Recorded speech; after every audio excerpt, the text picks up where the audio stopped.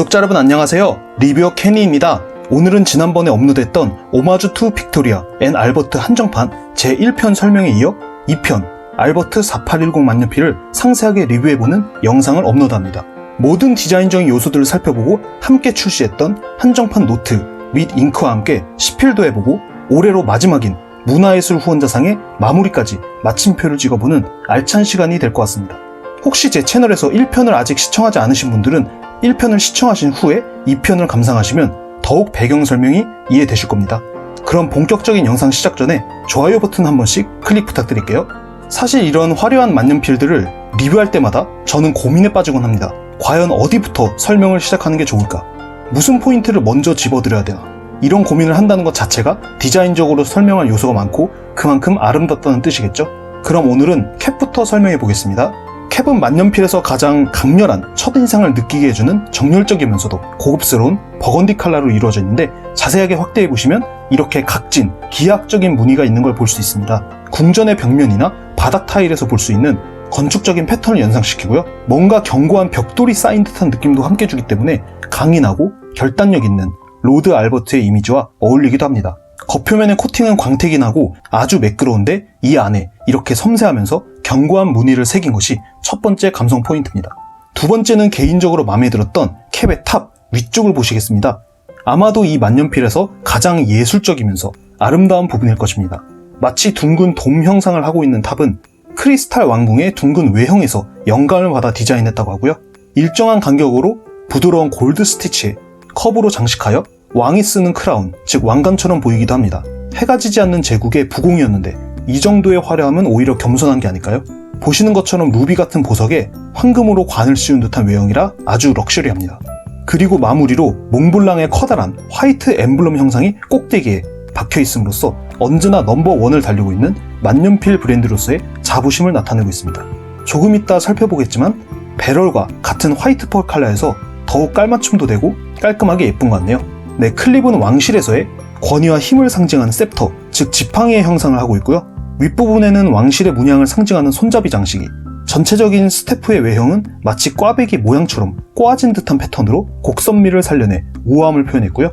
마지막 활용 점정으로 붉은색의 잼을 하단부에 세팅함으로써 1800년대 대영 제국의 거대한 영향력과 또 권위의 중심에 있었던 빅토리아 여왕마저도 순종했던 로얄 알버트 공의 강경한 기백을 나타내는 듯 보입니다. 이 모두 골드 컬러로 코팅이 되어 빛을 비쳤을 때 영롱하게 빛나며 시선을 집중시킵니다. 이 잼을 자세하게 확대해보면요, 커팅이 다이아 모양처럼 된 걸 볼 수 있습니다. 웨딩 반지를 표현하려고 했을지도 모르겠네요. 이것도 일종의 디테일이죠. 그럼 조금 아래로 이동하여 만년필의 중심에 위치한 중결링을 보시겠습니다. 중결링 역시 그냥 넘어가지 않았습니다. 중결링은 궁전에서 자주 볼 수 있는 기둥의 장식에서 볼 수 있는 살짝은 가운데가 볼록하고 양 사이드가 들어간 외형이고요. 표면에 삥 둘러서 단어들이 각인이 되어 있는데 뜻은 영어로 faithful and strong입니다. 충실함, 강인함이라는 뜻이고요. 빅토리아 여왕이 힘들었을 때 언제나 옆에서 든든한 조언자 역할을 해줬던 알버트에게 이보다 어울리는 단어는 없을 겁니다. 네, 다음은 배럴입니다. 배럴은 시원스러운 화이트 펄 컬러로 레커링 되어 있는데 캡의 중결링과 버건디 골드 컬러와 조합해서 봐도 아주 고급스럽고 우아하며 또 부드러운 느낌까지 줍니다. 매끄럽게 가공된 표면과 중결링을 합쳐서 보면 궁전에 있는 기둥들이나 오벨리스크를 연상시키기도 합니다. 맨 처음에는 이 배럴이 아무런 무늬가 없어서 뭔가 좀 심심하지 않나 라는 생각도 들었지만 오히려 여기에 장식이 없는 게 전체적으로 볼 때 훨씬 깔끔해서 예쁜 것 같네요. 빅토리아 4810 만년필과 동일한 소재와 컬러입니다. 표면이 굉장히 매끄러워서 흠집이라도 나게 되면 굉장히 마음이 아플 것 같네요. 만년필의 가장 아래 부분인 콘그립 부분에 정면에는 큼지막하게 빅토리아와 알버트의 V와 A를 겹친 문양이 각인되어 있는데 이것은 만년필 케이스에서 보셨던 이 로고와 동일합니다. 알버트는 A만 각인하고 빅토리아는 V만 각인할 줄 알았는데 두 부부의 사랑을 표현하기 위해 이렇게 붙여놓은 것은 참 옳은 선택이었던 것 같습니다. 그 위에는 작게 몽블랑 엠블럼과 함께 콘을 삥 둘러서 원형으로 고급스러운 각인 장식이 되어 있습니다. 이 장식은 아마도 알버트 공이 입었던 복장의 장식에서 참고하지 않았을까 추측합니다. 콘을 돌려보면요, 묵직하고 견고합니다. 크기가 크기 때문에 잡았을 때 그립감도 좋으면서 조금만 돌려도 잉크를 많이 빨아올릴 것 같네요. 네, 그럼 캡을 열고 만년필의 하이라이트인 립을 살펴보겠습니다. 트위스트형 캡이기 때문에 돌려서 열어주셔야 합니다. 네, 립이 정말 예쁘죠? 립은 AU750, 즉 18K 골드닙으로 이루어진 M촉이고요. 밝은 옐로우 골드의 컬러감은 왕족을 향한 경외심을 가지게 만듭니다. 방패 모양을 한 알버트공의 작생 가문 모양 및 그림이 정밀하게 인그리빙 되어 있으며 상단부에는 큼지막하게 4810, 작게 우측에는 출시년도 2022년 숫자가 각인되어 있습니다.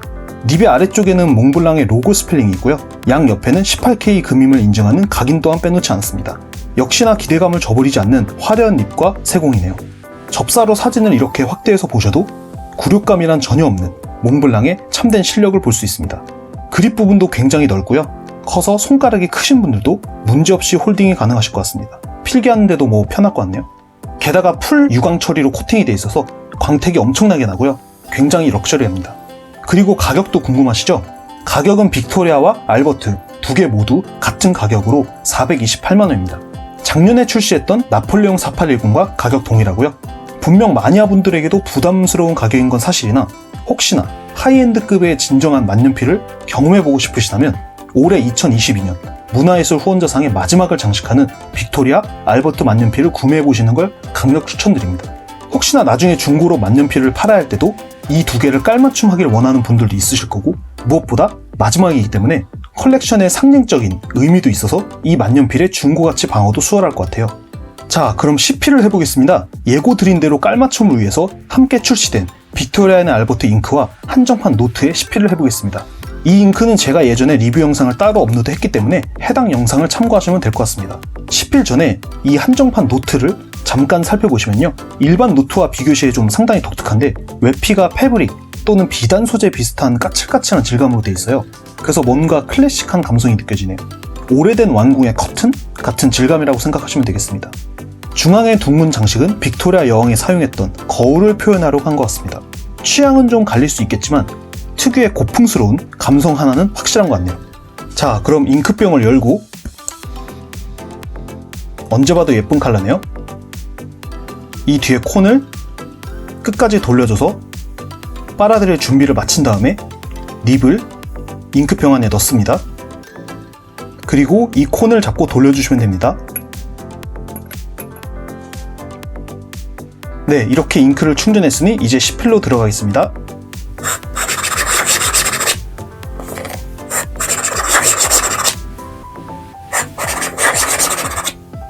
필기감은 우아하며 부드럽습니다.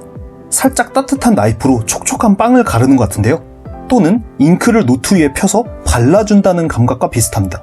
몽블랑의 굵은 촉 필기감은 부드럽기로 유명하기 때문에 제가 굳이 딱히 더 설명드리지 않아도 충분히 상상이 되실 거예요. 다만 이 만년필의 무게가 무려 107g이나 되기 때문에 무거워서 장시간 필기하기에는 쉽게 필요해질 수 있다는, 그건 좀 단점일 수 있는 것 같네요. 하지만 보통 이런 고급 만년필을 사용할 때는 장시간 필기를 하는 경우는 별로 없고 만년필의 감성을 느끼기 위해 조금씩 사용하는 경우가 많기 때문에 크게 걱정할 필요 없을 것 같습니다. 흐름 및 피딩 또한 아주 훌륭합니다. 오히려 워낙 풍부해서 걱정이 될 정도로 아주 잘 뿜어져 나오는데요. 그리고 이런 부류의 캡들이 가진 특성인데 돌려서 확실하게 캡을 락킹을 하면 마름 현상도 사실상 없다시피 해서 장시간 보관 후 필기하셔도 립 마름에 대해선 전혀 걱정하지 않아도 될 것 같습니다. 그리고 혹시나 캡을 뒤에 꼽고 필기하는 걸 좋아하는 분들도 있으신데 이 만년필은 캡이 뒤에 꽂아지지가 않아요. 보시면 구멍이 너무 작죠? 들어가지가 않습니다. 보통 럭셔리급 이상이나 하이엔드급 고가 만년필은 대부분 캡을 꽂지 않고 그냥 이대로 사용하는 걸 권장하는 경우가 많은데 아무래도 자주 꼽다 보면 배럴 표면에 흠집이 날 수도 있고요. 그래서 예술적으로 장식해 놓은 작품이 망가지기 때문입니다. 그리고 무게 자체도 더욱 무거워져서 필기에 지나치게 불편해지죠. 이 콘도 개인적으로는 호평을 하고 싶습니다. 아무래도 크기도 크고 무거워서 그런지 몇 번만 돌려줘도 잉크를 좀 많이 빨아들이는 것 같고요. 새 것이라 쫀득하게 돌아가는 이 느낌은 직접 돌려보지 않은 분들은 쉽게 상상하기 힘드실 겁니다. 한 가지 아쉬운 점이 있다면요, 여기 가장 아랫부분은 그냥 평범하게 유광 처리만 해뒀는데 지난번에 보셨던 나폴레옹처럼 이렇게 초상화를 새겨뒀으면 어땠을까요? 아니면 작게 로고나 알버트의 이니셜 A만이라도 각인을 해뒀으면 더 완벽했을 것 같네요. 네, 전체적으로 영국 감성과 몽블랑 특유의 럭셔리함, 그리고 버건디와 펄 화이트 배럴을 아주 조화롭게 잘 버무린 작품이라고 저는 생각합니다. 만약 빅토리아 여왕이 다시 부활해서 자신의 남편을 기리는 만년필이 이렇게 아름답다는 것을 보게 되면 정말 행복할 것 같습니다. 앞서 말씀드린 것처럼 30년 동안 지속이 되었던 문화예술 후원자상은 2022년 빅토리아 앤 알버트 한정판으로 마무리됐습니다. 과연 다음 컬렉션은 어떤 주제가 될까요? 위대한 건축가 또는 건축물들을 기리는 만년필들이 될까요? 아니면 역사에 남을 역작을 남긴 예술가들을 기리는 것이 될까요? 그것도 아니면 각 국가별로 위대한 황제들을 모은 황족 감성으로 갈까요? 만년필 시장에서는 몽블랑의 영향력이 워낙에 압도적이다 보니까 그 어떠한 컬렉션 컨셉을 내놓던 모두를 만족시킬 수 있는 뜻깊은 감성을 창조해낼 수 있으리라고 저는 믿습니다. 네, 오늘은 몽블랑의 마지막 문화예술 후원자상 2022년 한정판 시리즈 중 알버트 4810 만년필을 리뷰해봤습니다. 마지막인 만큼 정말 신경을 써서 디자인한 흔적들이 많이 보여서 리뷰하는 내내 행복했습니다. 오늘 긴 영상 시청해주셔서 감사드리고요. 케니의 만년필 리뷰는 계속됩니다.